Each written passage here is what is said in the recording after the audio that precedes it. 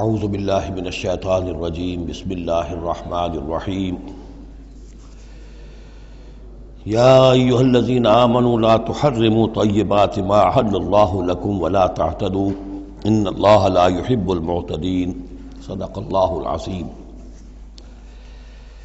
شرائع سماویہ میں کھانے پینے کی چیزوں میں حلت و حرمت، تحلیل و تحریم جو ہے یہ بہرحال ایک اہم موضوع ہے۔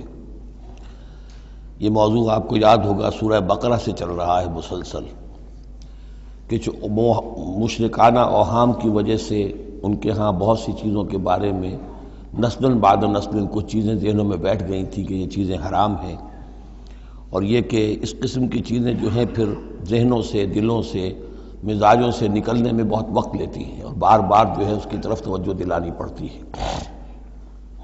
فرمایا یا ایھا الذین آمنوا، اہل ایمان، لا تحرموا طیبات ما احل اللہ لکم، نہ حرام ٹھہرا لو ان پاکیزہ چیزوں کو جنہیں اللہ نے تمہارے لیے حلال ٹھہرایا ہے، ولا تعتدوا، اور حد سے تجاوز نہ کرو۔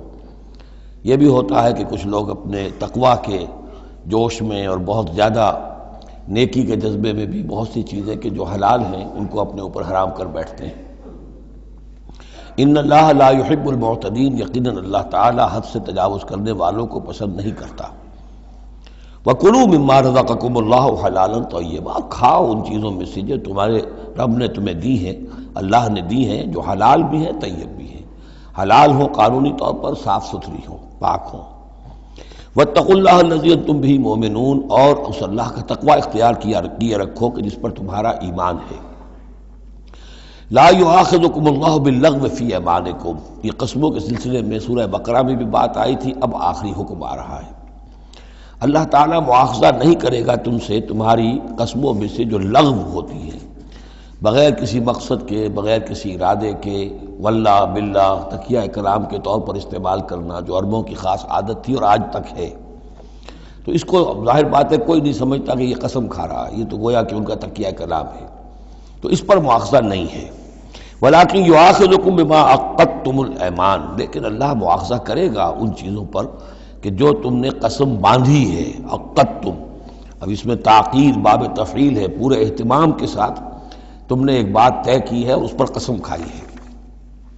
فَكَفَّارَتُهُ، اب اگر ایسی قسم کو توڑنا ہو تو اس کا ایک کفارہ ہے۔ فَكَفَّارَتُهُ إِطْعَامُ عَشَرَةِ مَسَاكِينَ مِنْ أَوْسَطِ مَا تُطْعِمُونَ أَهْلِيكُمْ، اس کو کھانا کھلانا ہے 10 مساکین کو، محتاج کو، وہ اوسط کھانا کہ جو تم اپنے گھر والوں کو کھلاتے ہو۔ او کسوتہم، یا پھر ان کو کوئی کپڑا دینا ہے۔ او تحریر رقبہ، یا تیسری شکل یہ ہے کہ کسی غلام کو آزاد کرنا ہے۔ فمن لم یجد، اور اگر کسی کے پاس ان تینوں کی کوئی صورت موجود نہ ہو، کوئی بالکل فقیر ہے اور بالکل اس کے پاس کچھ نہیں ہے، مفلس ہے، فصیام ثلاثۃ ایام، تو 3 دن کے وہ روزے رکھے۔ ذالک کفارۃ ایمانکم اذا حلفتم، یہ کفارہ ہے تمہاری قسموں کا جبکہ تم وہ قسم کھا بیٹھو۔ واحفظوا ایمانکم، اور اپنی قسموں کی حفاظت کرو۔ کذالک، اس کا مطلب یہ نہیں کہ لازماً ان کو برقرار رکھو، یعنی کہ قسم اگر ایسی ہے کہ جو کھولنی ہے، توڑنی ہے، جذبات میں کھا بیٹھے ہیں تو کفارہ دو، یہ بھی اس کی حفاظت میں آ گیا۔ واحفظوا ایمانکم کذالک یبین اللہ لکم آیاتہ لعلکم تشکرون، اس طرح اللہ تعالیٰ تمہارے لیے اپنی آیات کو واضح فرما رہا ہے تاکہ تم شکر کرو، حق ادا کرو۔ یا ایھا الذین آمنوا، اب یہ شراب اور جوئے کے بارے میں بھی آخری حکم۔ یا ایھا الذین آمنوا انما الخمر والمیسر والانصاب والازلام رجس من عمل الشیطان فاجتنبوہ لعلکم تفلحون، اہل ایمان، یقیناً شراب اور جوا اور بت اور پانسے یہ سب گندے کام ہیں، شیطان کے عمل میں سے ہیں۔ فاجتنبوہ، تو اس سے بچ کر رہو، لعلکم تفلحون، تاکہ تم فلاح پاؤ۔ تو شراب اور جوا تو پہلے بھی آ چکا ہے، لیکن انصاب اور ازلام وہ تقسیم کرتے تھے پانسوں کے ذریعے سے اور پھر ازلام کے ذریعے سے، ان کا وہ بھی ایک جوئے کی قسم بن جاتی تھی۔ تو ان تمام چیزوں کو جو ہے رجس من عمل الشیطان قرار دیا۔ انما یرید الشیطان ان یوقع بینکم العداوۃ والبغضاء، یقیناً شیطان تو یہ چاہتا ہے کہ ان چیزوں کے ذریعے سے تمہارے اندر دشمنی اور بغض پیدا کر دے۔ یہ بہت اہم بات ہے کہ شراب کے نشے میں بھی انسان چونکہ اپنا ہوش اور شعور کھو بیٹھتا ہے، تو اب اسے کچھ معلوم نہیں کیا بکواس اس نے کی ہے، کیا کر رہا ہے، اس سے بھی یہ ہے کہ بہت سے جھگڑے شروع ہو جائیں گے، فساد شروع ہو جائے گا۔ آپ کو معلوم ہے کہ بہت بڑے بڑے راز جو ہیں اس زمانے میں، بڑی بڑی حکومتوں کے، امپائرز کے، سپر پاورز کے، وہ شراب کے نشے میں جو ہیں وہ چرا لیے جاتے ہیں اور وہ راز نکل جاتے ہیں۔ تو اللہ تعالیٰ یہ ان چیزوں سے تمہیں بچانا چاہتا ہے، اور شیطان چاہتا ہے کہ تمہارے مابین عداوت اور بغض پیدا کر دے۔ اسی طریقے سے جوئے میں بھی چونکہ آدمی دیکھ رہا ہے، وہ کچھ اس نے ہارا، پھر کچھ اور ہارا، پھر کچھ اور ہارا، ایک وقت آتا ہے کہ پھر وہ برسٹ ہو جاتا ہے غصے میں اور وہ آگ بگولا ہو جاتا ہے، اس لیے کہ ظاہر بات ہے اسے نظر آ رہا ہے کہ جو مجھ سے جیت رہا ہے وہ کسی محنت کی وجہ سے نہیں جیت رہا ہے۔ اگر تو کوئی محنت ہو، کوئی کوشش ہو، کسی نے کمایا ہو، تو ظاہر بات ہے اسے انسان گرج نہیں کرتا کہ ٹھیک ہے اس نے محنت کی ہے اور اس نے مجھ سے یہ مزدوری لی ہے یا مجھ سے یہ کمائی حاصل کی ہے۔ لیکن یہ کہ ایک وقت آتا ہے کہ پھر جواری جو ہے وہ آپے سے باہر ہو جاتا ہے۔ انما یرید الشیطان ان یوقع بینکم العداوۃ والبغضاء فی الخمر والمیسر، شیطان تو یہ چاہتا ہے کہ اس شراب اور جوئے کے ذریعے سے تمہارے اندر، تمہارے مابین دشمنی اور بیر پیدا کر دے، اور اس سے بھی آگے وہ یصدکم عن ذکر اللہ وعن الصلاۃ، اور یہ کہ تمہیں روکے رکھے اللہ کی یاد سے اور نماز سے۔ یہ معاملہ بھی شراب کا تو بالکل واضح ہے، لیکن یہ کہ جوئے میں بھی یہ ہوتا ہے کہ ایک آدمی دفعہ اس میں لگ جائے تو پھر یہ ہے کہ وہاں سے نکلنا مشکل ہوتا ہے۔ جیسے تاش کا معاملہ ہے یا اور شطرنج ہے، یہ کھیل ایسے ہیں کہ جن کے اندر لگ کر پھر انسان جو ہے ان چیزوں سے غافل ہو جاتا ہے۔ فَهَلْ أَنْتُمْ مُنْتَهُونَ، تو اب باز آتے ہو یا نہیں؟ یہ انداز جو ہے یہ بڑا سخت ہے۔ اس میں پس منظر میں کیا ہے کہ تمہیں سب سے پہلی بات جو کہی گئی تھی یسألونک عن الخمر والمیسر قل فیہما اسم کبیر ومنافع للناس واسمہما اکبر من نفعہما، تو تمہیں سمجھ لینا چاہیے تھا، اسی وقت بات آ جانا چاہیے تھا۔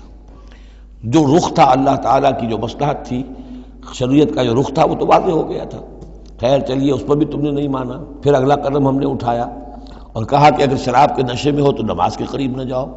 اس سے تو پھر اب پوری طریقے سے واضح ہو جانا چاہیے تھا کہ دین کی اہم ترین چیز جو ہے وہ نماز ہے، صلاۃ و عماد الدین، دین کا ستون ہے، اور یہ جو شے ہے وہ ہمیں نماز سے روک رہی ہے، تو تمہیں چھوڑ دینا چاہیے تھا۔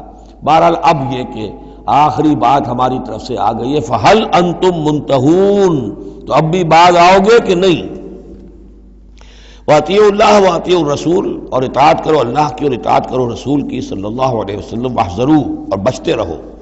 فَإِن تَوَلَّيْتُمْ فَاعْلَمُوا أَنَّمَا عَلَىٰ رَسُولِنَا الْبَلَاغُ الْمُبِينُ، اور اگر تم پھر جاؤ گے، پیٹھ موڑ لو گے، ہمارے اس حکم سے سرتابی کرو گے، فَاعْلَمُوا، تو جان لو، أَنَّمَا عَلَىٰ رَسُولِنَا الْبَلَاغُ الْمُبِينُ، کہ ہمارے رسول پر تو ذمہ داری ہے صاف صاف پہنچا دینے کی۔ یہ حکم اللہ کا ہے، اللہ کا حکم پہنچانا رسول کے ذمہ تھا، رسول نے پہنچا دیا، اپنا کام کر دیا۔ اب معاملہ ہوگا اللہ کا اور تمہارا، اللہ تم سے نپٹے گا، تم سے حساب لے گا۔ یہ جو اب اگلی آیت آ رہی ہے یہ بھی قرآن مجید کے فلسفہ، حکمت اور دین کی بڑی گہری باتوں کے ضمن میں بہت بنیادی آیت ہے، اور اس کا پس منظر یہ ہے کہ جب شراب کے بارے میں اتنا سخت انداز آیا کہ یہ رجسن، گندے کام ہیں، عمل شیطان میں سے ہیں، باز آتے ہو کہ نہیں، تو بہت سے مسلمانوں کو تشویش ہو گئی کہ ہم جو شراب پیتے رہے، اتنا عرصے تک پیتے رہے، یہ گندگی تو ہماری ہڈیوں میں بیٹھ گئی ہوگی۔ آج کا کوئی شخص کہے گا کہ میرا شاید کوئی سیل بھی نہ ہو جسم کا کہ جس میں شراب کے اثرات نہ پہنچ گئے ہوں، تو میں کیسے پاک ہوں گا؟ کس طریقے سے یہ چیز جو ہے اب یہ گندگی میرے جسم میں سے دھلے گی؟ تو یہ تشویش جو ہے اس کو رفع کرنے کے لیے، جیسے تحویل قبلہ کے وقت تشویش ہو گئی تھی کہ 16 مہینے جو ہم نے نمازیں پڑھی، اگر اصل قبلہ تھا کعبہ اور ہم نمازیں پڑھتے رہے بیت المقدس کی طرف رخ کر کے، تو وہ نمازیں تو ضائع ہو گئی، اور نماز ہی تو ایمان ہے۔ وَمَا كَانَ اللَّهُ لِيُضِيعَ إِيمَانَكُمْ، نہیں اللہ تعالیٰ تمہارے ایمان کو ضائع کرنے والا نہیں ہے۔ ایسے ہی یہاں ان کی دلجوئی کے لیے فرمایا لَيْسَ عَلَى الَّذِينَ آمَنُوا وَعَمِلُوا الصَّالِحَاتِ جُنَاحٌ فِيمَا طَعِمُوا، ان لوگوں پر جو ایمان لائے اور جنہوں نے نیک عمل کیے، کوئی گناہ نہیں ہے اس میں جو کچھ پہلے کھا پی چکے۔ کسی شے کی حرمت کے قطعی حکم کے آنے سے پہلے جو کچھ کھایا پیا گیا، جبکہ اس کی حرمت کا اعلان نہیں ہوا تھا، تو اس کا کوئی گناہ ان پر نہیں رہے گا، یہ کوئی ان کی ہڈیوں میں بیٹھ جانے والی شے نہیں ہے۔ یہ مورل لا ہے، یہ فزیکل لا نہیں ہے۔ فزیکل لا میں تو ہوتا ہے کہ کچھ چیزوں کے اثرات جو ہیں وہ دائمی ہو جاتے ہیں، مورل لا میں تو یہ ہے کہ بڑے سے بڑا گناہ ہو، کوہ احد جتنے گناہ ہوں، صدق دل سے توبہ کی جائے، سب صاف ہو جائیں گے۔ التائب من الذنب کمن لا ذنب لہ، گناہ سے حقیقی معنی میں توبہ کرنے والا بالکل ایسے ہے جیسے اس نے کبھی گناہ کیا ہی نہیں تھا، وہ تو نامہ اعمال جو ہے بالکل دھل جاتا ہے۔ لہذا اس تشویش کو اپنے قریب مت آنے دو۔ لیس علی الذین آمنوا وعملوا الصالحات جناح فیما طعموا، اب جو آ رہا حصہ، اذا اتقوا وآمنوا وعملوا الصالحات ثم اتقوا وآمنوا ثم اتقوا واحسنوا واللہ یحب المحسنین، جب تک کہ وہ تقوی کی روش اختیار کیے رکھیں اور ایمان لائیں اور نیک عمل کریں، پھر اور تقوی میں بڑھیں اور ایمان لائیں، پھر اور تقوی میں بڑھیں اور درجہ احسان پہ فائز ہو جائیں۔ واللہ یحب المحسنین، اور اللہ تعالیٰ محسنوں سے محبت کرتا ہے۔ یہ تین درجے ہیں اصل میں۔ ایک درجہ اسلام ہے، اللہ کو مان لیا، رسول کو مان لیا اور اس کے احکام پر چل رہے ہیں۔ ایک اس سے اوپر کا درجہ آ جاتا ایمان، کہ وہ یقین کے درجے میں قلب میں وہ ایمان اتر گیا ہو اب، اور جب یہ ایمان قلب کے اندر اتر گیا ہے، وَلَٰكِنَّ اللَّهَ حَبَّبَ إِلَيْكُمُ الْإِيمَانَ وَزَيَّنَهُ فِي قُلُوبِكُمْ، تو اب انہی اعمال میں، نماز پہلے بھی پڑھ رہا تھا، اب نماز کی اور شان ہوگی، اس کی بھی اور کیفیت ہوگی، اس کی زندگی کے اندر ایک نیا رنگ آ جائے گا، صبغۃ اللہ ومن احسن من اللہ صبغہ۔ اس سے بھی آگے جا کر جب یہ ایمان اتنا گہرا ہو جائے کہ بالکل جیسے آنکھوں سے کوئی شخص کسی چیز کو دیکھ رہا ہو تو یقین ہوتا ہے، ان تعبد اللہ کانک تراہ فإن لم تکن تراہ فإنہ یراک، جب یہ کیفیت ہو جائے کہ تم اللہ کی بندگی کرو، اللہ کے لیے جہاد کرو، عمل کرو، بھاگ دوڑ کرو، اللہ کا تقویٰ اتنا ہو جائے کہ جیسے کہ تم اللہ کو اپنی آنکھوں سے دیکھ رہے ہو، تو یہ درجہ احسان ہے۔ حدیث جبرائیل کے جس کو کہا گیا ام السنہ، جیسے سورہ فاتحہ ام القرآن، اساس القرآن، ایسے حدیث جبرائیل ہے ام السنہ، اور ام السنہ میں یہ ساری بات آئی ہے کہ حضرت جبرائیل انسانی شکل میں حضور کی خدمت میں آئے، صحابہ کا مجمع تھا، وہاں انہوں نے سوال کیے، اخبرنی عن الاسلام، مجھے بتائیے اسلام کیا ہے۔ اسلام میں بھی ایمان تو ہے نا، قانونی ایمان، زبانی ایمان تو ہے، لیکن اس کے ساتھ اعمال علیحدہ گنے گئے۔ اس سے اوپر جب ایمان دل میں اتر گیا، اب یہ ایمان کی وہ جو شکل ہے، اس میں اب عمل کو علیحدہ ذکر کرنے کی ضرورت ہی نہیں، اس مرحلے پر آ کر لازماً عمل درست ہو جائیں گے، جبکہ ایمان دل میں اتر چکا ہے اور دل میں یقین بن کر جاگزیں ہو گیا ہے، اور پھر اور گہرا چلا گیا۔ یوں سمجھیے کہ جتنا جتنا درخت اوپر جا رہا ہے، جڑ نیچے جا رہی ہے نا، جڑ اور ایمان کی گہری ہوئی، اسلام سے ایمان بن گیا، اور گہری ہوئی، اب یہ تیسری منزل احسان کی اس پر فائز ہو گئی۔ تو جب پوچھا گیا کہ اخبرنی عن الاحسان، اے نبی مجھے بتائیے احسان کیا ہے، تو آپ نے جواب دیا، اور یہ جواب تین روایتوں میں تین مختلف الفاظ میں ہے۔ ان تعمل للہ کانک تراہ، ان تخشى اللہ کانک تراہ، ان تعبد اللہ کانک تراہ فإن لم تکن تراہ فإنہ یراک، یہ تینوں میں ہے۔ اللہ کی بندگی، اللہ کی پرستش، اللہ کے لیے بھاگ دوڑ، اللہ کے لیے عمل، اللہ کے لیے جہاد، یہ انسان ایسی کیفیت سے سرشار ہو کر رہا ہو گویا کہ اپنی آنکھوں سے اللہ کو دیکھ رہا ہے۔ تو جب اللہ سامنے ہوگا تو کیسے کچھ ہمارے جذبات عبدیت ہوں گے، کیسی کیسی ہماری قلب کی کیفیات ہوں گی۔ اس دنیا میں بھی یہ کیفیت حاصل ہو سکتی ہے، لیکن یہ اگر بہت کم لوگوں کو حاصل ہو تو اس سے ایک نچلا درجہ بھی ہے احسان کا، کہ کم سے کم یہ بات ہر وقت مستحضر رہے کہ اللہ مجھے دیکھ رہا ہے۔ فَإِن لَمْ تَكُن تَرَاهُ فَإِنَّهُ يَرَاكَ۔ تو یہ تین درجے ہیں جو یہاں آئے، کہ ایک بیس لائن ہے لیس علی الذین آمنوا وعملوا الصالحات، یہ بیس لائن ہے، جناح فیما طعموا اذا ما اتقوا۔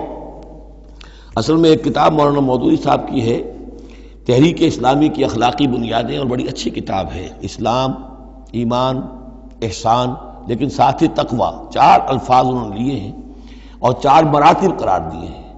اس میں سے تشریحات تو ساری ٹھیک ہیں، لیکن میں ترتیب کے اعتبار سے اس آیت کی روح سے میرے نزدیک اس میں ایک اصلاح کی ضرورت ہے۔ تقوی کوئی مقام نہیں ہے، تقوی وہ اسپرٹ ہے، ڈرائیونگ اسپرٹ، جو دھکا دیتی رہے گی اور اوپر اٹھائے گی۔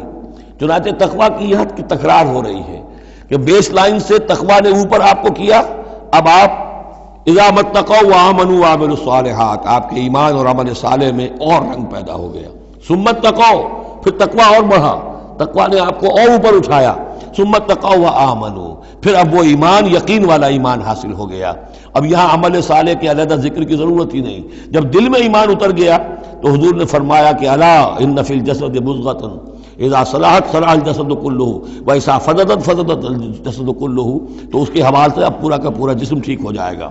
ثم اتقوا، پھر تقوی اور ہے تو اس کے نتیجے میں وَأَحْسَنُوا، درجہ احسان پر فائز ہو جائے انسان۔ اللہم ربنا اجعلنا منہم واللہ یحب المحسنین، اللہ اپنے ایسے محسن بندوں کو، درجہ احسان تک پہنچ جانے والے بندوں کو، جیسا کہ اس سے پہلے آیا تھا عمو وسمو، ایک غلط راستہ ہے کہ اندھے ہو گئے بہرے ہو گئے، اللہ نے پھر ڈھیل دی اور اندھے ہو گئے اور بہرے ہو گئے، اللہ نے اور ڈھیل دی اور اندھے ہو گئے اور بہرے ہو گئے، ایک وہ ہے، اور ایک راستہ یہ ہے، اسلام ہے، ایمان ہے، احسان ہے، اور تقویٰ جو ہے اس میں درجہ بدرجہ انسان کو ترقی دلاتا جا رہا ہے۔ یا ایھا الذین آمنوا لیبلونکم اللہ بشیء من الصید تنالہ ایدیکم ورماحکم لیعلم اللہ من یخافہ بالغیب، کیونکہ اس سورہ مبارکہ کے شروع میں آئی تھی یہ آیت کہ جب تم احرام کی حالت میں ہو تو تم شکار نہیں کر سکتے، تو اب اللہ تعالیٰ کی ایک سنت ہے، وہ آزماتا ہے، سخت ترین امتحان لیتا ہے۔ فرض کیجئے کہ ایک قافلہ جا رہا ہے بیچارے حاجیوں کا، اور انہوں نے احرام باندھا ہوا ہے، کوئی شے نہیں ہے، کھانے کے لیے کچھ نہیں ہے، لیکن اب جو ہے ہرن صاحب جو ہے اٹکیلیاں کرتے ہوئے قریب آ رہے ہیں، اور وہ پکڑ نہیں سکتے، قتل نہیں کر سکتے، احرام میں ہیں، بھوک بھی ہے، لیکن یہ کہ چاہے تو ذرا سا نیزہ مارے تو ہرن کو پکڑ کو جو ہے وہ شکار کر لیں، یا ویسے ہی بھاگ کر پکڑ لیں، لیکن یہ کہ اس کی اب ان کو اجازت نہیں ہے۔ تو اللہ تعالیٰ ایسا کرتا تھا، فرمایا یا ایھا الذین آمنوا، اہل ایمان، لیبلونکم اللہ، لازماً اللہ تمہیں آزمائے گا، بشیء من الصید، شکار کے ذریعے سے، تنالہ ایدیکم ورماحکم، جن کو کہ پا لیں گے آسانی سے تمہارے ہاتھ اور تمہارے نیزے، لیعلم اللہ من یخافہ بالغیب، تاکہ اللہ دیکھ لے کہ کون ہے وہ لوگ کہ جو غیب میں ہوتے ہوئے بھی اللہ سے ڈرتے رہتے ہیں، کہ موقع ہے، بھوک بھی ہے، ہرن بھی بالکل پاس ہے، بالکل قابو میں ہے، جیسے چاہے شکار کر لے، لیکن ہاتھ بندھے ہوئے ہیں اس لیے کہ احرام باندھا ہوا ہے۔ تو جس کے دل میں ایمان ہوگا وہ اپنی بھوک کو برداشت کرے گا، اللہ کے حکم کو نہیں توڑے گا۔ فمن اہتدی بعد ذلک، اب کسی سے غلطی ہو گئی، تجاوز کر بیٹھا، بھوک کا غلبہ زیادہ تھا، فلہ عذاب علیم، اس کے لیے دردناک عذاب ہے۔ البتہ یہ کہ آگے چل کر اس کے لیے ایک کفارہ بھی بتا دیا گیا ہے۔ یا ایھا الذین آمنوا لا تقتلوا الصید وانتم حرم، دیکھو اہل ایمان، جب تم احرام کی حالت میں ہو تو کسی شکار کو قتل مت کرو۔ ومن قتلہ منکم، تو جو کوئی تم میں سے انہیں قتل کر بیٹھے، شکار کر بیٹھے، جان سے مار بیٹھے، متعمدن، جان بوجھ کر، فجزاء مثل ما قتل من النعم، تو پھر اس کا کفارہ ہوگا ویسا ہی ایک حیوان، ویسا ہی ایک چوپایا اللہ کی راہ میں صدقہ کیا جائے، اور وہ اس کا گویا کہ کفارہ بنا دیا جائے۔ کیسا ہے کہ اگر آپ نے ہرن مارا ہے تو پھر بکری یا بھیڑ، نیل گائے اگر مار لی ہے تو پھر گائے، اسی طریقے سے جس قسم کا، جس سائز کا اور جس اسٹیچر کا آپ نے وہ حیوان جو ہے شکار کیا، اسی کا اسے برابر کا چوپایا دینا ہوگا۔ فجزاء مثل ما قتل من النعم یحکم بہ ذوی عدل منکم، دو آدمی تمہارے جو ہوں معتبر، وہ چاہیے کہ وہ اس کی گواہی دے کہ ہاں یہ جانور جو اس نے شکار کیا ہے یہ اس کے برابر ہو جائے گا۔ ہدیم بالغ الکعبہ، اور یہ ہدی ہوگی اب یہ جانور، کعبے تک اس کا پہنچنا ہے، کعبے کی نظر ہوگا یہ، او کفارۃ، یا پھر اس کا ایک کفارہ اور بھی ہے، طعام و مساکین، کچھ مساکین کو کھانا کھلانا، صدقہ فطر کے حساب سے ہے یہ جو فقہا نے لکھا ہے، او عدل ذالک صیامن، یا اتنے ہی روزے رکھنا۔ وہ بھی دیکھنا ہوگا کہ جانور جو تھا، بکری تھی، ہرن تھا، کتنے آدمی اس کو کھا سکتے تھے، اتنے آدمیوں کو کھانا کھلاؤ، یا پھر اتنے دن کے جو ہے وہ عدل ذالک صیامن روزے رکھو، لیذوق وبال امرہ، تاکہ وہ اپنے کیے کا کی سزا جو ہے وہ پالے۔ عفا اللہ عما سلف، اللہ معاف کر چکا ہے جو کچھ کے پہلے ہو چکا۔ ومن عادا، لیکن جو پھر ابھی دوبارہ کرے گا، اعادہ کرے گا، فینتقم اللہ منہ، تو اللہ تعالیٰ اس سے انتقام لے گا۔ واللہ عزیز ذو انتقام، اور یقیناً اللہ تعالیٰ زبردست ہے، انتقام لینے والا، بدلہ لینے والا۔ احل لکم صید البحر وطعامہ متاعا لکم، البتہ یہ کہ اگر کشتیوں کے ذریعے سے، جہازوں کے ذریعے سے حاجی لوگ آ رہے ہوں تو ان کے لیے چھوٹ ہے، وہ احرام کی حالت میں بھی جو مچھلی ہے اس کا شکار کر سکتے ہیں۔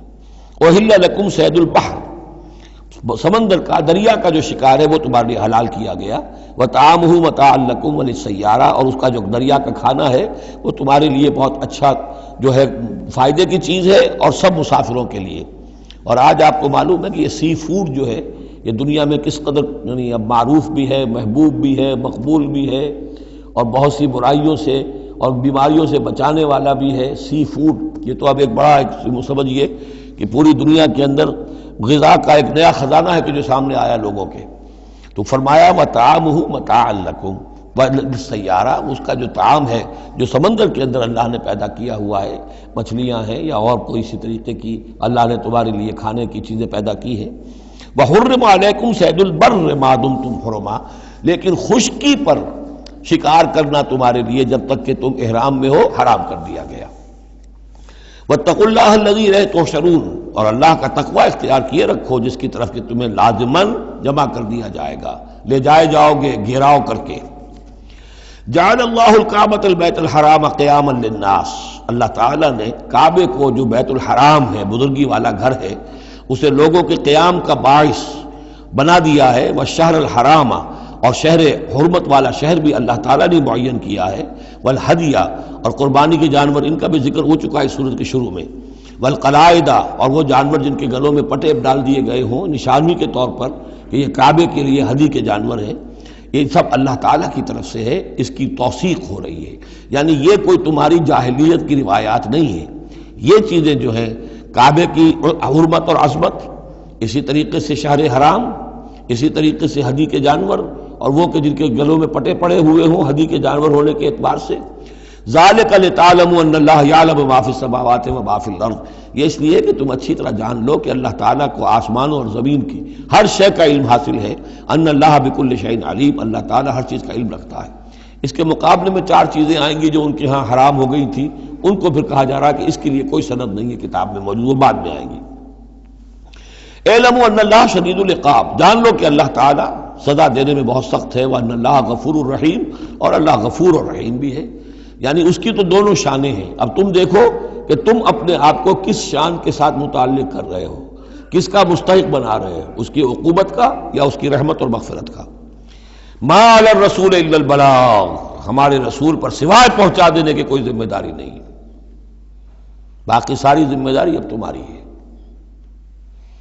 واللہ یعلم ما تبدون وما تکتمون، اور اللہ جانتا ہے جو کچھ کہ تم ظاہر کرتے ہو اور جو کچھ کہ تم چھپاتے ہو۔ قل لا يستوي الخبيث والطيب، اے نبی کہہ دیجئے ناپاک اور پاک برابر نہیں ہو سکتے۔ ولو اعجبك کثرت الخبیث، چاہے ناپاک شے کی کثرت جو ہے وہ تمہاری آنکھوں کو اچھی لگے۔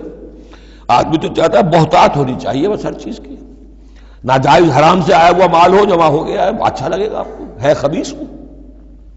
تو خبیث اور طیب برابر نہیں ہو سکتے، چاہے کثرت جو ہے خبیث کی وہ جو آنکھوں کو چکا چوندھ تو کرتی ہے، نظر کو خیرہ کرتی ہے، چمک تہذیب حاضر کی۔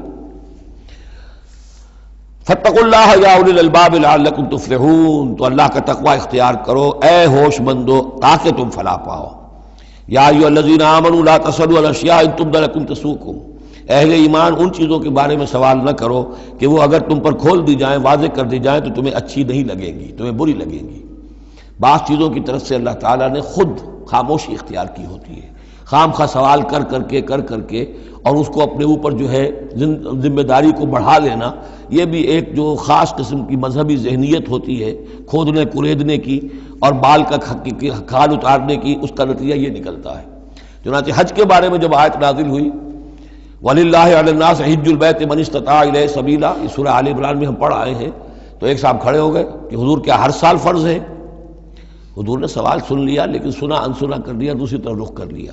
اب وہ ادھر تشریف لے آئے، حضور کیا ہر سال فرض ہے؟ حضور نے پھر جو ہے اس سے اغماض برتا، پھر آپ نے رخ موڑ لیا، تیسری مرتبہ پھر آپ ناراض ہوئے کہ دیکھو اگر میں ہاں کہہ دوں تو قیامت تک کے لیے ہر سال حج فرض ہو جائے گا۔ جس چیز کے اندر اللہ تعالیٰ نے اجمال رکھا ہے اس میں تمہاری اس میں بہتری ہے، جو شخص ہر سال کر سکتا ہو کرے، لیکن یہ کہ فرضیت جو ہے اس کے ساتھ ہر سال کی قید اللہ نے نہیں لگائی۔ تم سوال کر کے اپنے لیے تنگی پیدا کر لو، جیسے وہ گائے کے بارے میں کیسا رنگ ہو اور کیا اس کی عمر ہو اور کیسی گائے ہو، یہ ساری چیزیں اسی طرح کی ہیں۔ لیکن یہ کہ ان تسألوا عنہا حین ینزل القرآن تبد لکم، اگر تم سوال کرو گے جبکہ ابھی قرآن کا نزول جاری ہے تو وہ ظاہر کر دی جائے گی۔ اللہ تعالیٰ نے اپنی حکمت کے تحت اس کے اوپر پردے ڈالے ہوئے ہیں. وہ سمجھتا ہے کہ اس میں تمہارے لیے تنگی ہو جائے گی، بہت زیادہ ہو جائے گا، لیکن اگر سوال کرو گے تو پھر وہ ظاہر کر دی جائے گی. عفی اللہ عنہا، اللہ تعالیٰ نے اس میں درگزر سے کام لیا ہے، تو پر نرمی کی ہے.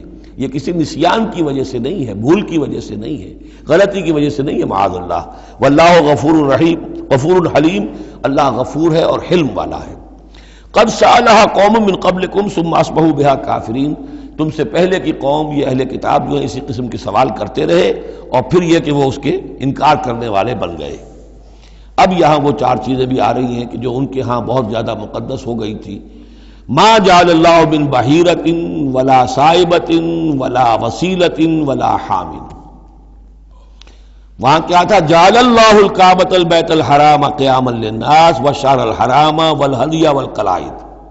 یہ چار چیزیں ان کی توثیق ہو گئی کہ یہ تو واقعتاً اللہ کی شریعت کے اجزاء ہیں، ان کا احترام اور ان کی حرمت کو بلوز رکھنا لازم ہے. یہ چار چیزیں یہ تمہارے جاہلیت کے دور کے جو مشرکانہ اوہام ہیں ان کی یادگاریں ہیں، اس کے لیے اللہ کی طرف سے کوئی سند نہیں. ان چیزوں کے بارے میں بہت سے اقوال ہیں، لیکن میں یہاں آپ کو پڑھ کر سنا رہا ہوں کہ جو حضرت سعید ابن المسیب رحمۃ اللہ علیہ کی تفسیر صحیح بخاری میں جو ان الفاظ کی آئی ہے وہ مولانا شبیر احمد عثمانی صاحب نے اپنے حواشی میں نقل کی ہے. بحیرہ جس جانور کا دودھ بتوں کے نام کر دیتے تھے کوئی اپنے کام میں نہ لاتا تھا. صائبہ جو جانور بتوں کے نام پر ہمارے زمانے کے سانڈ کی طرح چھوڑ دیا جاتا تھا. وسیلہ جو اونٹنی مسلسل مادہ بچہ جنے درمیان میں نر بچہ پیدا نہ ہو اسے بھی بتوں کے نام پر چھوڑ دیتے تھے. حامی نر اونٹ جو ایک خاص عدد سے جفتی کر چکا ہو اسے بھی بتوں کے نام پر چھوڑ دیتے تھے. تو ان کو چھوڑ دیتے تھے کہ اب یہ کسی کوئی ان کو ہاتھ نہ لگائے، کوئی ان سے استفادہ نہ کرے، نہ ان کا گوشت کھایا جا سکتا ہے، نہ ان سے کوئی خدمت لی جا سکتی ہے، یہ محترم ہو گئے. تو اس کے لیے فرمایا ما جعل اللہ من بحیرۃ ولا صائبۃ ولا وصیلۃ ولا حام ولکن الذین کفروا یفترون علی اللہ الکذب. بلکہ یہ تو وہ لوگ جنہوں نے کفر کیا وہ افتراء کرتے رہے ہیں، جھوٹ گھڑتے رہے ہیں، اللہ کے ذمے یہ باتیں لگاتے رہے ہیں. واکثرهم لا یعقلون، ان کی اکثریت جو ہے وہ عقل سے عاری ہے. وَإِذَا قِيلَ لَهُمْ تَعَالَوْا إِلَىٰ مَا أَنزَلَ اللَّهُ وَإِلَى الرَّسُولِ، اور جب ان سے کہا جاتا ہے آؤ اس چیز کی طرف جو اللہ نے نازل فرمائی اور آؤ اللہ کے رسول کی طرف. بمصطفیٰ برسا خیش را کے دی ہم اوست، اگر بہو نہ رسیدی تمام بولا بیست. قالوا حسبنا ما وجدنا علیہ آباءنا، وہ کہتے ہیں ہمارے لیے وہ کافی ہے جس پر ہم نے اپنے آباء و اجداد کو پایا ہے. ان کی روایت یہی ہے، ان کی رسومات یہی تھیں، وہ کوئی جاہل تھوڑا ہی تھے. آج تمہیں عقل آئی ہے، تم نے دین سمجھا ہے، یہ ہمارے بزرگ جو ہیں یہ اتنے عرصے سے یہ کام کرتے چلے آ رہے ہیں. یہی باتیں آج بھی آپ سنتے ہیں. کسی رسم کو آپ کہیں کہ بھائی کوئی سند نہیں ہے اس کی دین میں، نہ کہیں صحابہ کے یہاں اس کا وجود تھا، لیکن یہ کہ کوئی چھوڑنے کو تیار نہیں ہے. اولو کان آباؤہم لا یعلمون شیئا ولا یہتدون، خواہ ان کے آباء و اجداد جو ہیں ایسے رہے ہوں کہ نہ انہیں کوئی علم حاصل ہوا ہو نہ ہی وہ ہدایت پر ہوں. جیسے تم مخلوق ہو اللہ کی، وہ بھی مخلوق تھے. جیسے تم غلط کام کر سکتے ہو اور غلط آراء قائم کر سکتے ہو ویسے وہ بھی غلط کار ہو سکتے تھے. یا ایھا الذین آمنوا علیکم انفسکم لا یضرکم من ضل اذا اہتدیتم، یہ بھی بہت اہم آیت ہے اور اس کے ساتھ ایک واقعہ موجود ہے. لفظی ترجمہ یہ ہے کہ اے لوگو، اے وہ لوگو جو ایمان لائے ہو، تم پر ذمہ داری ہے صرف اپنی جان کی، اپنی ذات کی. لا یضرکم من ضل، جو گمراہ ہو جائے کوئی اور وہ تمہیں کوئی نقصان نہیں پہنچا سکتا. اذا اہتدیتم، جبکہ تم ہدایت پر ہو. الی اللہ مرجعکم جمیعا فینبئکم بما کنتم تعملون، اللہ ہی کی طرف تم سب کو لوٹ کر جانا ہے اور وہ تمہیں بتا دے گا جو کچھ کہ تم کرتے رہے تھے. اس آیت کا ایک غلط مفہوم جو ہے وہ دور صحابہ ہی میں سے بعض لوگوں نے نکال لیا کہ دعوت اور تبلیغ کی کوئی ذمہ داری نہیں ہے، ہر ایک پر ذمہ داری اپنی ہے. کوئی کیا کرتا ہے اس سے مجھے کیا بحث. دیکھو قرآن میں لکھا ہوا ہے یا ایھا الذین آمنوا علیکم انفسکم، مجھے اپنا عمل درست رکھنا ہے. باقی کوئی اور غلط کام کرتا ہے میں خام خواہ اسے روکوں ٹوکوں، ناراضی مول لوں، نہی عن المنکر امر بالمعروف، اس کی کوئی ذمہ داری نہیں ہے. قرآن کہہ رہا ہے علیکم انفسکم لا یضرکم من ضل اذا اہتدیتم، اگر تم ہدایت کے اوپر ہوگے، صحیح راستے پر ہوگے تو کوئی کتنا ہی گمراہ ہو جائے اس کا تمہیں کوئی نقصان نہیں. تو حضرت ابوبکر رضی اللہ تعالیٰ عنہ نے پھر خطبہ دیا باقاعدہ کہ لوگوں میں دیکھ رہا ہوں کہ تم اس آیت کا مطلب غلط سمجھ رہے ہو.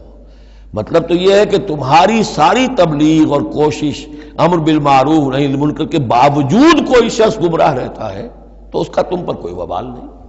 یہ بار بار ہم پڑھ چکے ہیں. لا تسألوا عن اصحاب الجحیم، اے نبی آپ سے کوئی باز پرس نہیں ہوگی جہنمیوں کے بارے میں کہ یہ کیسے ہو گیا ہے محمد کہ ہم نے آپ کو بھیجا اور پھر بھی یہ قوم جو ہے جہنم میں چلی گئی.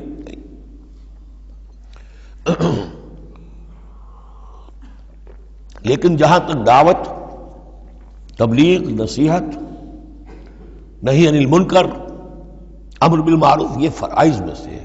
یہ فرض ساقط نہیں ہوتا اس آیت کی روح سے، بلکہ تمہاری ساری کوشش کے باوجود اب کوئی شخص ہے، والد ہے، بچہ فرض کیجئے اس کا کہیں آوارہ ہو گیا ہے، اپنی امکانی حد تک کوشش کیے جا رہا ہے، نہیں بچہ راستے پر آ رہا، تو ظاہر بات ہے کہ اللہ کے ہاں اگر اس نے پوری کوشش کی ہے، جد و جہد کی ہے، کوئی کوتاہی نہیں چھوڑی ہے اس میں، تو اب اس کا وبال اس پر تو نہیں آئے گا. لیکن اپنا فرض ادا کرنا لازم ہے. یا ایھا الذین آمنوا علیکم انفسکم لا یضرکم من ضل اذا اہتدیتم الی اللہ مرجعکم جمیعا فینبئکم بما کنتم تعملون. تو تم سب کو لوٹ کر جانا ہے اللہ ہی کی طرف اور پھر وہ تمہیں جتلا دے گا جو کچھ کہ تم کرتے رہے تھے. یا ایھا الذین آمنوا شہادۃ بینکم اذا حضر احدکم الموت حین الوصیۃ اثنان ذوی عدل منکم. اہل ایمان تمہارے مابین شہادت کا نصاب، جبکہ تم میں سے کسی کی موت کا وقت آ جائے اور وہ وصیت کر رہا ہو تو دو معتبر اشخاص کا ہونا چاہیے. تو وصیت کر رہا ہے اور ظاہر بات ہے کہ وصیت ایک تہائی سے زیادہ میں نہیں ہو سکتی، لیکن کسی کی زیادہ بڑی جائیداد ہے تو ایک تہائی کی بات بھی تو بڑی ہو سکتی ہے. تو وصیت کے وقت دو گواہ ضرور بنا لو کہ یہ وصیت کی گئی. او آخران من غیرکم، اور وہ جو گواہ ہیں وہ تمہارے لوگوں میں سے ہونے چاہیے، خاندان میں سے، اس آبادی میں سے، قبیلے میں سے، جو معروف ہوں، جانتے ہوں. او آخران من غیرکم، لیکن ایک شکل ہو سکتی ہے ان انتم ضربتم فی الارض، اگر تم زمین میں سفر پر نکلے ہوئے ہو اور وہاں موت کی، فاصابتکم مصیبت الموت، وہاں سفر کی حالت میں تم پر موت کا یہ واقعہ جو ہے یہ واقع ہو جاتا ہے، یہ مصیبت موت واقع ہو جاتی ہے. اس صورت میں او آخران من غیرکم، تو دو گواہ ہو سکتے ہیں، وہ تمہارے غیر بھی ہو سکتے ہیں، کسی غیر قوم کے، غیر قبیلے کے. لیکن یہ کہ بہرحال جب عام حالات میں اپنے گھر میں، اپنی بستی میں، اپنے خاندان ہی میں رہتے ہوئے جبکہ کوئی شخص انتقال کر رہا ہے تو اسے وصیت میں گواہ اپنے لوگوں میں سے، رشتہ داروں میں سے، قرابت داروں میں سے دو معتبر آدمیوں کو بنانا چاہیے. تحبسونہما من بعد الصلاۃ، اب اس کے بعد جب یہ کہ اس کا انتقال ہو گیا تو اب یہ کہ وصیت کا مسئلہ آئے گا. لوگ پوچھیں گے کیا واقعی یہ وصیت جو ہے اس شخص کی ہے؟ تو اب ان دونوں کو روکو، کھڑا کرو، من بعد الصلاۃ، نماز کے بعد. مسجد ہے، نماز پڑھی ہے، اب وہ دونوں کھڑے ہو جائیں. فیقسمان باللہ، پھر انہیں چاہیے کہ اللہ کی قسم کھائیں. ان ارتبتم، اگر تمہیں کوئی ان کے بارے میں شک ہو کہ کہیں یہ وصیت کو بدل نہ دیں، کہیں ان سے غلطی نہ ہو جائے، تو کھلوا لو. حلف کی بنیاد پر وہ اپنا جو ہے وہ وہاں پر شہادت دیں گے. اور پھر انہیں کہنا چاہیے لا نشتری بہ ثمنا، ہم اس کی کوئی قیمت وصول نہیں کریں گے، کوئی ناجائز فائدہ اس سے نہیں اٹھائیں گے. ولو کان ذا قربا، چاہے کوئی قرابت داری کا معاملہ ہو، کسی کے حق میں ہم کوئی ناانصافی نہیں کریں گے. ولا نکتم شہادت اللہ، اور نہیں ہم چھپائیں گے اللہ کی گواہی کو. اب گواہی جو ہے اتنی عظیم شے ہے کہ شہادت اللہ کہا گیا، اللہ کی گواہی، اللہ کی طرف سے امانت ہے. انا اذا لمن العاصمین، اگر ہم ایسا کریں گے تو ہم یقیناً گناہ گار ہوں گے. فإن عثر على انهم استحقا اسما، پھر اگر یہ خبر ہو، یہ شک ہو، یہ اطلاع ملے کہ ان دونوں نے تو گناہ کمایا ہے، جھوٹ بولا ہے، حلفیہ بیان بھی غلط دیا ہے، وصیت میں ترمیم کی ہے، وصیت کو بدل دیا ہے، اس کے باوجود کہ نماز کے بعد حلف اٹھا کر یہ بات کر رہے ہیں. آخر انسان ہے، ہر معاشرے میں ہر طرح کا انسان ہر وقت موجود رہتا ہے. فآخران یقومان مقامہما، تو اب دو اور لوگ کھڑے ہوں جو کہ ان کی جگہ پر اب کھڑے ہوں. من الذین استحق علیہم العریان، کہ جن کے حق کو تلف کیا ہے ان پہلوں نے. وہ کھڑے ہوں گے اب کہ ہمارا حق یہ لوگ تلف کر رہے ہیں، وصیت کے اندر انہوں نے خیانت کی ہے۔ فیقسمان باللہ، اب وہ قسم کھائیں گے اللہ کی، لشہادتنا احق من شہادتہما، ہماری گواہی زیادہ حق ہے، برحق ہے، صحیح ہے، درست ہے ان کی گواہی سے، وما اعتدینا، اور ہم نے ہرگز کوئی زیادتی نہیں کی ہے، انا اذا لمن الظالمین، یقیناً اس صورت میں ہم ظالم ہوں گے۔ ذالک ادنا، یہ طریقہ کار قریب تر ہے اس سے، ان یاتوا بالشہادۃ علی وجہہا، کہ لوگ شہادت کو بالکل صحیح فیس ویلیو پر پیش کریں، کیونکہ انہیں یہ معلوم ہوگا کہ ہم نے جھوٹی قسم کھا بھی لی، تب بھی جو دوسرا فریق ہے وہ بھی اگر قسم اٹھا گیا تو ہماری وہ جھوٹی قسم جو ہے وہ بھی ضائع ہو جائے گی، لہذا وہ پھر اس کی ہمت نہیں کریں گے۔ یہی معاملہ ہے کہ جو آئے گا، اگر کوئی کسی شخص کو اپنی بیوی کے اوپر شک ہے، شک کیا اس نے دیکھا ہے بدکاری کرتے ہوئے، تو وہ اگر 4 مرتبہ قسم کھا کر کہے کہ جو میں کہہ رہا ہوں میں نے دیکھا ہے اور اس نے یہ بدکاری کی ہے، تو وہ 4 گواہوں کے برابر ہو جائے گی ایک شخص کی گواہی۔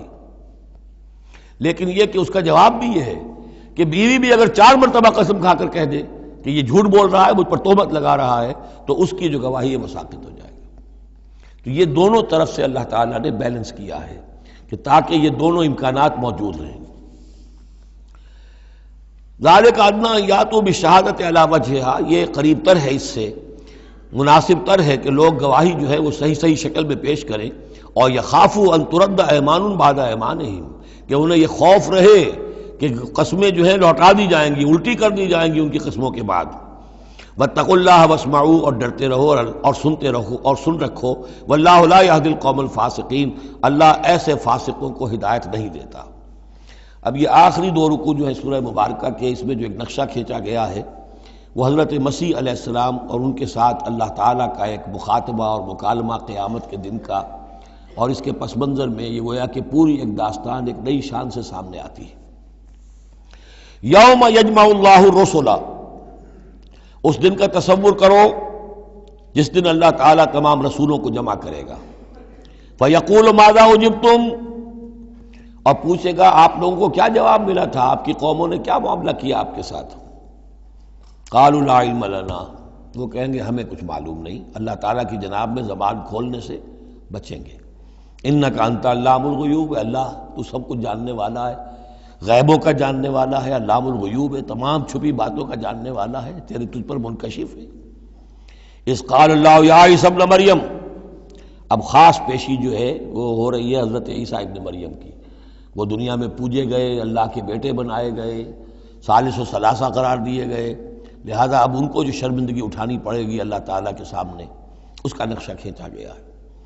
اذ قال اللہ یا عیسی ابن مریم اذکر نعمتی علیک، اور جب کہے گا اللہ تعالیٰ کہ اے مریم کے بیٹے عیسیٰ ذرا میرے ان انعامات کو یاد کرو جو تم پر ہوئے، وعلی والدتک، اور تمہاری والدہ پر ہوئے، اذ ایدتک بروح القدس، جبکہ میں نے تمہیں مدد پہنچائی، تائید کی تمہاری روح القدس سے، جبرائیل کے ذریعے سے، تکلم الناس فی المہد وکہلا، تم نے گفتگو کی لوگوں کے ساتھ، بگھوڑے میں بھی، گود میں بھی، انفینسی میں بھی، اور کہلن، اور پوری طریقے سے جوان اور پورے طریقے سے وہ ایک ایڈلٹ کی حیثیت سے بھی۔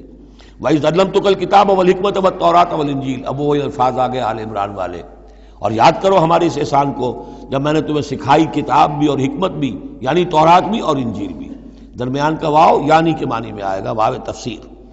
وَإِذْ تَخْلُقُ مِنَ الطِّينِ كَهَيْئَةِ الطَّيْرِ بِإِذْنِي، اور یاد کرو جب کہ تم بناتے تھے گارے سے پرندے کی ایک شکل میرے حکم سے، فَتَنفُخُ فِيهِ فَتَكُونُ طَيْرًا بِإِذْنِي، پھر تم اس میں پھونک مارتے تھے تو وہ ایک اڑتا ہوا پرندہ ہو جاتا تھا میرے حکم سے۔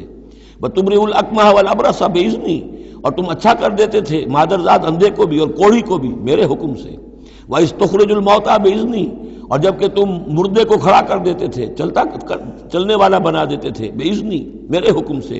وَإِذْ كَفَفْتُ بَنِي إِسْرَائِيلَ عَنْكَ، اور یاد کرو میرے اس احسان کو کہ میں نے بنی اسرائیل کے ہاتھ روک لیے تم سے، ان کے ہاتھ تم تک نہیں پہنچنے دیے۔ یہ وہی واقعہ ہو گیا کہ حضرت مسیح گرفتار نہیں ہوئے، حضرت مسیح کو عین اس وقت جب کہ وہ پولیس والے داخل ہوئے باغ میں، 4 فرشتے اترے ہیں اور لے کر آسمان پر چلے گئے۔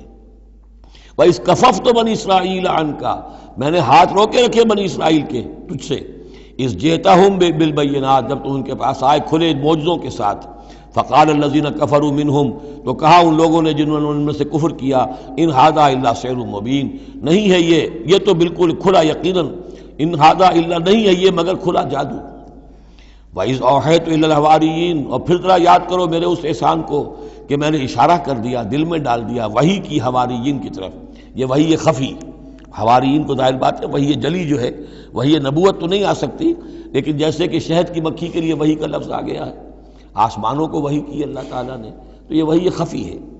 وَإِذْ أَوْحَيْتُ إِلَى الْحَوَارِيِّينَ، اور جب میں نے اشارہ کیا، الہام کر دیا حواریین کو، ان آمنوا بی وبرسولی، ایمان لاؤ مجھ پر بھی اور میرے رسول پر بھی۔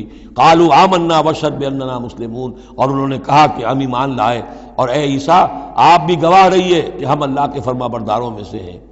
اذ قال الحواریون، اور ذرا یاد کرو اس واقعے کو جب کہ حواریین نے یہ کہا، یا عیسیٰ ابن مریم، اے عیسیٰ مریم کے بیٹے، حل تستطیع ربک، کیا آپ کے رب کو یہ قدرت حاصل ہے، ان ینزل علینا مائدۃ من السماء، کہ ہم پر آسمان سے ایک دسترخوان اتر آئے۔ قال اتقوا اللہ ان کنتم مؤمنین، تو عیسیٰ نے کہا کہ اللہ کا تقوی اختیار کرو اگر تم ایمان رکھتے ہو، ایسی دعائیں نہیں کرنی چاہیے، ایسے مطالبے نہیں کرنے چاہیے۔ قالوا نرید ان ناکل منہا، انہوں نے کہا نہیں، ہم چاہتے ہیں کہ آسمان سے ایک خوان اترے اور اس میں ہمارے لیے غذا ہو اور ہم اس میں سے کھائیں۔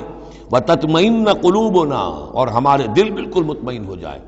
یعنی وہ ایسی بات ہو گئی جیسے حضرت ابراہیم نے کہا تھا ارنی کیف تحیی الموتیٰ، اس طرح کا کوئی مشاہدہ وہ بھی مانگ رہے تھے۔ وَنَعْلَمَ، اور ہمیں یہ معلوم ہو جائے پوری طریقے سے، ان قد صدقتنا، کہ آپ نے جو باتیں بھی ہم سے کہی ہیں بالکل سچی ہیں، کسی شک و شبے کی کوئی گنجائش نہیں۔ وَنَكُونَ عَلَيْهَا مِنَ الشَّاهِدِينَ، اور ہم ان تمام باتوں پر پورے گواہ بن جائیں، ہمیں وہ یقین کامل حاصل ہو جائے کہ پھر ہم آپ کی جانب سے جب تبلیغ کریں لوگوں کے اندر تو ہمارے اپنے دل میں کہیں کسی شک و شبے کا کوئی کانٹا چبھا ہوا باقی نہ رہ گیا ہو۔ قال عیسیٰ ابن مریم، تو اس پر حضرت عیسیٰ ابن مریم نے دعا کی، اللہم ربنا انزل علینا مائدۃ من السماء، اے اللہ، اے ہمارے رب، اتار دے ہم پر ایک دسترخوان، ایک خوان بھرا ہوا آسمان سے، تکون لنا عیدن، وہ ہمارے لیے ایک عید بن جائے گا، جشن کی بات ہو جائے گی، آسمان سے خاص تیرے ہاں سے کھانا ہمارے لیے آئے، لأولنا وآخرنا، ہمارے پہلوں کے لیے بھی پچھلوں کے لیے بھی، وآیۃ منک، اور ایک نشانی بن جائے گی تیری جانب سے، وارزقنا، اور ہمیں رزق عطا فرما، وانت خیر الرازقین، اور یقیناً تو بہترین رزق دینے والا ہے۔ قال اللہ نے جواباً ارشاد فرمایا، انی منزلها علیکم، ٹھیک میں نازل کر دوں گا وہ تم پر، فمن یکفر بعد منکم، لیکن پھر اس کے بعد جو کوئی کفر کی روش اختیار کرے گا، فانی اعذبہ عذابا لا اعذبہ احد من العالمین، تو پھر اس کو میں وہ عذاب دوں گا جو تمام جہانوں میں کسی اور کو نہیں دوں گا۔ یعنی جب اس طرح کا خرق عادت کوئی چیز دکھا دی جائے، کھلا معجزہ، پھر رعایت نہیں ہوتی۔ چنانچہ قوموں کا معاملہ یہی تھا، قوم سمود نے مطالبہ کیا حضرت صالح علیہ السلام سے کہ ابھی اس چٹان میں سے ایک گابن جو اونٹنی برآمد ہو جانی چاہیے، وہ اونٹنی جو ہے برآمد ہو گئی، لیکن اب رعایت نہیں تھی۔ اب اگر ایمان نہیں لاؤ گے تو اب کہہ دیا گیا چند دن ہے، تم بس ہو گئے، اب اس کے بعد ختم ہو جاؤ گے، اس لیے کہ اس قسم کی نشانیاں دکھانے کے بعد پھر وہ رعایت نہیں رہتی، مہلت ختم ہو جاتی ہے۔ یہ بات بہت تفصیل سے آئے گی سورہ شعراء میں کہ اے نبی یہ جو آپ سے نشانیاں مانگ رہے ہیں اور ہم نہیں دکھا رہے، یہ ان کی خیر خواہی میں، اگر جس قسم کی نشانی یہ مانگ رہے ہیں وہ ہم دکھا دیں گے تو ان کی مہلت ابھی ہمیں ختم کرنی ہوگی، پھر ان کو مزید رعایت نہیں دی جا سکے گی۔ اور اس قسم کے معجزے دیکھ کر پہلے بھی کوئی ایمان نہیں لایا، نہ یہ لائیں گے۔ اندر جو فساد ہے نیت کا، وہ کہاں انہیں ماننے دے گا۔ نہ قوم صالح نے مانا، حالانکہ ان کو اپنی نگاہوں کے سامنے انہوں نے ایسا معجزہ دیکھ لیا۔ حضرت عیسیٰ کے معجزوں کو یہودیوں نے نہیں مانا، جادو قرار دیا۔ تو معجزے سے ایمان تو کوئی لایا نہیں، سوائے وہ جادوگر جو تھے حضرت موسیٰ علیہ السلام سے جن کا مقابلہ ہوا تھا۔ باقی یہ کہ عام قوم جو ہے، فرعون تو ایمان نہیں لایا، فرعون کے جو درباری ہیں وہ ایمان نہیں لائے۔ تو اس لیے یہ جو ہوتا ہے کہ اگر کوئی اس قسم کی نشانی دکھا دی جائے تو یہ اصل میں پھر لوگوں کے لیے اس اعتبار سے ان کے خلاف جا پڑتی ہے کہ ابھی اللہ کچھ اور مہلت دیتا، کچھ اور ڈھیل دیتا، کچھ اور لوگ سمجھ لیتے، کچھ اور لوگوں کو ایمان کی توفیق مل جاتی اور وہ سلسلہ بند ہو جاتا ہے۔ قال اللہ انی منزلها علیکم فمن یکفر بعد منکم، میں نازل تو کر دوں گا تم پر وہ، لیکن پھر اس کے بعد جو کوئی بھی تم میں سے کوئی کفر کی روش اختیار کرے گا، ناشکری کرے گا، فَإِنِّي أُعَذِّبُهُ عَذَابًا لَا أُعَذِّبُهُ أَحَدًا مِنَ الْعَالَمِينَ، تو پھر اس کو عذاب وہ دوں گا جو تمام جہانوں میں کسی اور کو نہیں دوں گا۔ وَإِذْ قَالَ اللَّهُ يَا عِيسَى ابْنَ مَرْيَمَ، اب یہ آخری ڈراپ سین ہے اس کا اور بہت سخت ہے یہ، اور جب کہے گا اللہ تعالیٰ اے مریم کے بیٹے عیسیٰ، أَأَنْتَ قُلْتَ لِلنَّاسِ اتَّخِذُونِي وَأُمِّيَ إِلَٰهَيْنِ مِن دُونِ اللَّهِ، کیا تم نے کہا تھا لوگوں سے کہ مجھے اور میری ماں کو بھی الہ بنا لینا، معبود بنا لینا اللہ کے سوا، تم نے کہا تھا؟ قال سبحانک، حضرت عیسیٰ فرمائیں گے، عرض کریں گے اللہ تو پاک ہے، ما یکون لی ان اقول ما لیس لی بحق، میرے لیے کیسے ممکن تھا کہ میں وہ بات کہتا جس کے کہنے کا مجھے کوئی حق حاصل نہیں۔ ان کنت قلتہ فقد علمتہ، اگر میں نے وہ بات کہی ہوتی تو پروردگار وہ تیرے علم میں ہوتی۔ تعلم ما فی نفسی، تو جانتا ہے جو کچھ میرے جی میں ہے، ولا اعلم ما فی نفسک، میں تو نہیں جانتا جو تیرے جی میں ہے، انک انت علام الغیوب، یقیناً تو تمام غیبوں کا جاننے والا ہے، حقیقت تیری نگاہ کے سامنے تو موجود ہے۔ ما قلت لہم، میں نے ہرگز ان سے کچھ نہیں کہا، الا ما امرتنی بہ، مگر وہی کچھ جس کا کہ تو نے مجھے حکم دیا تھا، ان اعبدوا اللہ ربی و ربکم، اور وہ یہی بات تھی کہ میں نے ان سے یہی کہا تھا کہ پرستش کرو اور بندگی کرو اللہ کی جو میرا بھی رب ہے اور تمہارا رب ہے، مجھ بھی رب ہے، وکنت علیہم شہیدا ما دمت فیہم، اور میں تو ان کے اوپر جب تک ان میں موجود تھا ان کا نگران تھا، ان کے اوپر میں ان کی دیکھ بھال کر رہا تھا۔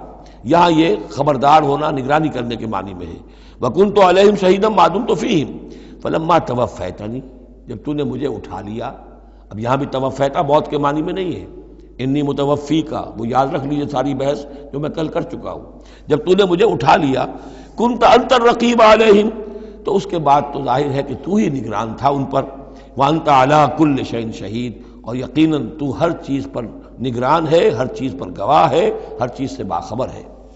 ان تعذبہم فانہم عبادک، اگر تو انہیں عذاب دے تو وہ تیرے بندے ہیں، تجھے کل اختیار حاصل ہے، جس طرح چاہے عذاب دے۔ وَإِن تَغْفِرْ لَهُمْ، اور اے اللہ اگر تو انہیں بخش دے، فَإِنَّكَ أَنْتَ الْعَزِيزُ الْحَكِيمُ، تو تو زبردست ہے، حکمت والا ہے۔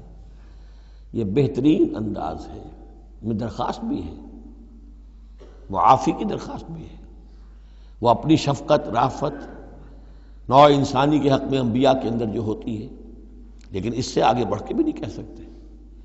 مقام عبدیت یہی ہے، العبد عبد وان ترقى والرب رب وان تنزل، اختیار تیرا ہے۔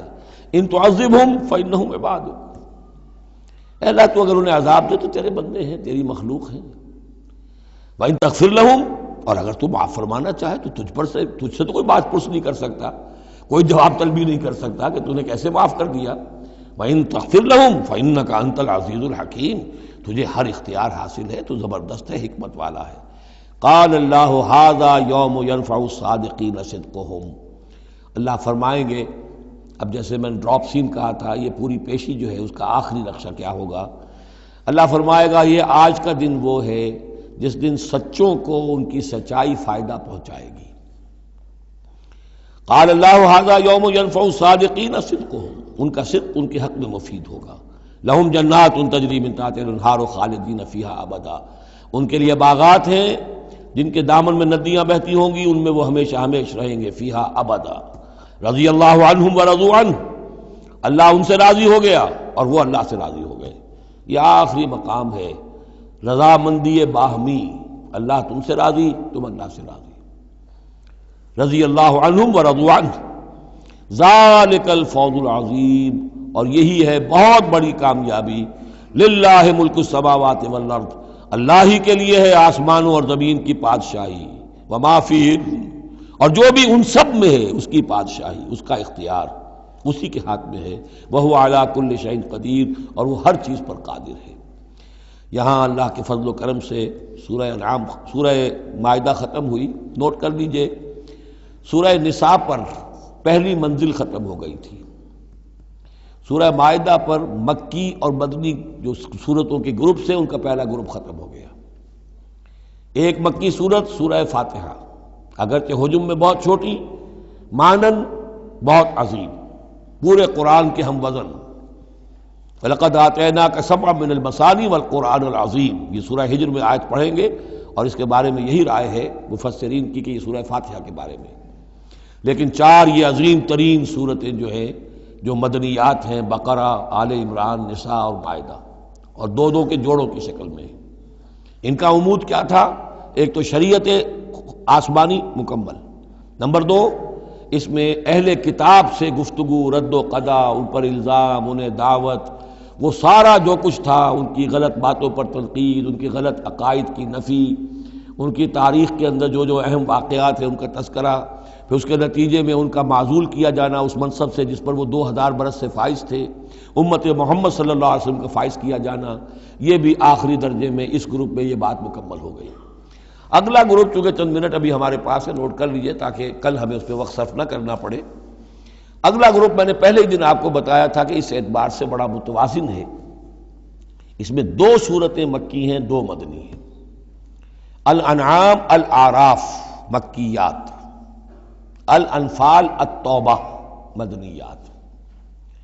ان میں جو تقسیم ہے، جو مکیات ہیں اور مدنیات ہیں اس گروپ کی، اس میں سارا معاملہ ہے مشرکین عرب کے ساتھ. اب آپ یہ محسوس کریں گے سورہ انعام کو پڑھتے ہوئے کہ جیسے ایک بالکل نئے ماحول میں آ گئے ہیں. ہم 4 روز سے جو پڑھ رہے تھے سورہ بقرہ، سورہ آل عمران، سورہ نساء، سورہ مائدہ، منافقین سے باتیں اور یہودیوں سے، نصارہ سے، ان سے ان سے، اب یہاں جو ہے ساری باتیں ہوں گی مشرکین عرب سے. یہ مکی صورتیں ہیں. ابھی وہاں نفاق نہیں تھا، منافقت کا کوئی ذکر بھی نہیں ملے گا آپ کو. ابھی اہل کتاب کا تذکرہ تو آپ کو مل جائے گا سورہ انعام کے اندر، سورہ اعراف میں، لیکن کوئی ان سے گفتگو نہیں، کوئی براہ راست خطاب نہیں. تو میں نے اس کے لیے اپنے ذہن میں ایک چیز رکھی ہوئی ہے کہ یہ 2 جنتیں ہیں قرآن مجید کے اندر. وَلِمَنْ خَافَ مَقَامَ رَبِّهِ جنتان. ایک قرآن مجید کی مکی جنت ہے، ایک قرآن مجید کی مدنی جنت ہے. مدنی جنت کی ہم سیر کر رہے تھے. یہ 4 دن سے ہم یہ 4 صورتیں جو پڑھ رہے تھے، یہ در حقیقت یہ مدنی قرآن ہے، مدنی جنت ہے، اس کی ہم نے سیر کی ہے. اب مکی قرآن میں ہم داخل ہوں گے اور اس میں یہ جو 2 صورتیں ہیں یہ حضور کے جو قیام مکہ کا دور ہے اس کے تقریباً آخری زمانے کی ہے.